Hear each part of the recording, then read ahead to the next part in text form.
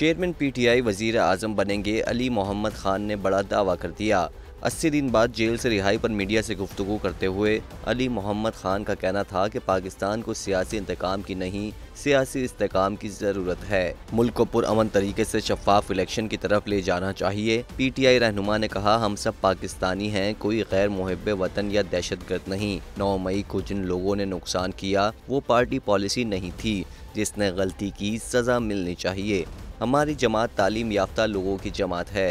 अली मोहम्मद खान का कहना था कि साबिक वजीर आजम पर दहशतगर्दी के मुकदमात मुल्क की बदनामी है। मुल्क को आगे बढ़ाना है तो किसी जमात को कॉर्नर ना किया जाए। इलेक्शन में फैसला अवाम को करने दें। रहनुमा पीटीआई का आइंदा इंतखाबात से मुताल्लिक कहना था कि नवाज शरीफ, आसिफ जरदारी और मौलाना फजलुर रहमान का इलेक्शन में मुकाबला करेंगे। इदारों से गलत फहमियों के खात्मे के लिए काम करूँगा। जो लोग हमें छोड़ गए उन्हें बुरा भला नहीं कहता। वो वक्त इम्तिहान का था। अपने लीडर के साथ खड़े रहते तो अच्छा था।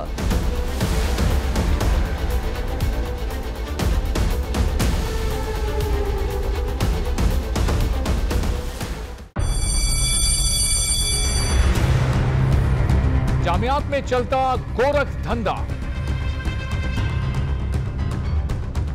नौजवानों के मुस्तकबिल से खेलने वाली काली भेड़ों के आगे हुकूमत और इंतजामिया मुकम्मल बेबस। मुस्तकबिल के मेहमानों के तहफ्फुज के लिए बोल ने उठाई आवाज। सहाफती फराइज को निभाते हुए पहुंचाई हर खबर अवाम तक। बड़े स्कैंडल से जुड़े तमाम हकाइक रखे अवाम के सामने, क्योंकि बोल है पाकिस्तान का नंबर 1 न्यूज चैनल।